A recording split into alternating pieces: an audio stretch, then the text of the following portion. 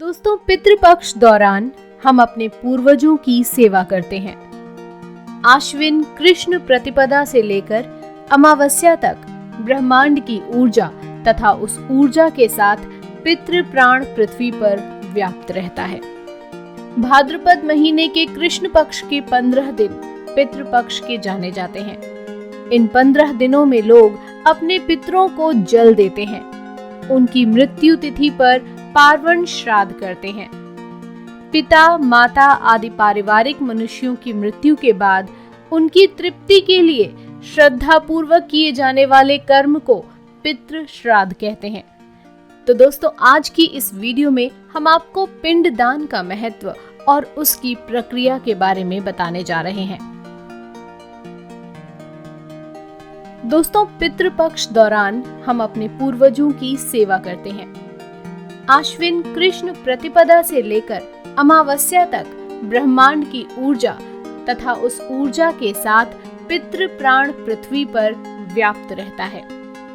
धार्मिक ग्रंथों में मृत्यु के बाद आत्मा की स्थिति का बड़ा सुंदर और वैज्ञानिक विवेचन भी मिलता है। प्रेत योनि से बचाने के लिए पितृ तर्पण का बहुत महत्व है। ऐसा माना जाता है कि पूर्वजों को किए गए तर्पण से उन्हें मुक्ति मिल जाती है और वे प्रेत योनि से मुक्त हो जाते हैं।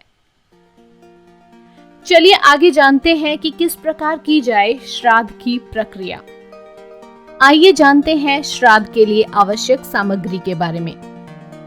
जब सूर्य की छाया पैरों पर पड़ने लगे तभी श्राद्ध करना चाहिए। सुबह सुबह या 12 बजे से पहले किया गया श्राद्ध पितरों तक नहीं पहुंचता। पूर्वजों की पूजा हमेशा दाएं कंधे में जनेऊ डालकर और दक्षिण दिशा की ओर मुंह करके ही करनी चाहिए। 1 दिन, 3 दिन, 7 दिन, 15 दिन और 17 दिन का कर्म कांड किया जाता है। मृत्यु तिथि पर ही श्राद्ध किया जाता है। इस दिन ब्राह्मण भोजन का भी विधान होता है। श्राद्ध में गंगा जल, दूध, शहद, तरस का कपड़ा, दौहित्र, कुश और तिल का उपयोग होता है। तुलसी से भी तर्पण किया जाता है। यह विष्णु जी को अर्पित की जाती है। श्राद्ध सोने, चांदी, कांसे, तांबे के पात्र से या पत्तल के प्रयोग से करना चाहिए। लोहे के आसन का उपयोग नहीं करना चाहिए। श्राद्ध पक्ष में मांगलिक कार्य पूर्ण रूप से वर्जित है। जौ और चावल का उपयोग तर्पण के लिए श्रेष्ठ होता है। इसमें काली तिल का भी उपयोग किया जाता है। तो दोस्तों, ये है श्राद्ध के लिए आवश्यक सामग्री। आइए चलिए जानते हैं श्राद्ध करने की सबसे सरल विधि के बारे में। सुबह उठकर स्नान कर देवस्थान व पितृ स्थान को गाय के गोबर से लीपकर व गंगा जल से पवित्र करें। घर आंगन में रंगोली बनाएं। महिलाएं शुद्ध होकर पितरों के लिए भोजन बनाएं। श्राद्ध का अधिकारी श्रेष्ठ ब्राह्मण या कुल के अधिकारी जैसे दामाद, भतीजा आदि को न्योता देकर बुलाएं। ब्राह्मण से पितरों की पूजा एवं तर्पण आदि करवाएं। पितरों के निमित्त अग्नि में गाय का दूध, दही, घी एवं खीर अर्पित करें।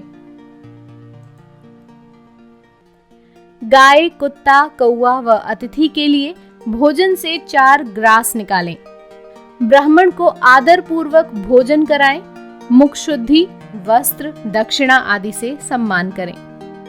ब्राह्मण स्वस्ति वाचन तथा वैदिक पाठ करें एवं गृहस्थ एवं पितर के प्रति शुभ कामनाएं व्यक्त करें। घर में किए गए श्राद्ध का पुण्य तीर्थ स्थल पर किए गए श्राद्ध से 8 गुना अधिक मिलता है।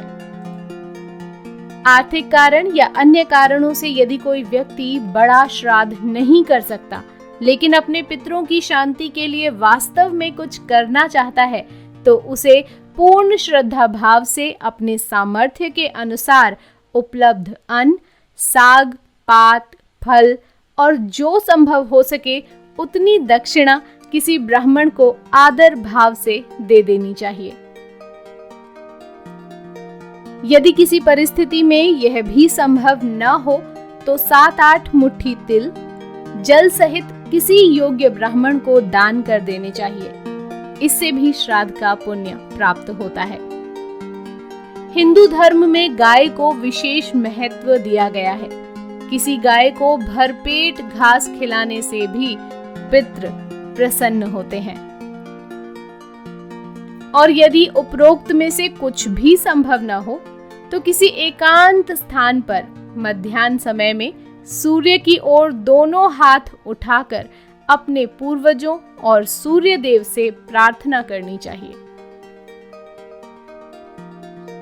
प्रार्थना में कहना चाहिए कि हे प्रभु, मैंने अपने हाथ आपके समक्ष फैला दिए हैं। मैं अपने पितरों की मुक्ति के लिए आपसे प्रार्थना करता हूँ।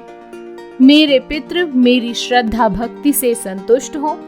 ऐसा करने से व्यक्ति को पितृ ऋण से मुक्ति मिलती है। जो भी श्रद्धा पूर्वक श्राद्ध करता है उसकी बुद्धि, पुष्टि, स्मरण शक्ति, धारणा शक्ति, पुत्र पौत्रादि एवं ऐश्वर्य की वृद्धि होती है। वह पर्व का पूर्ण फल भोगता है।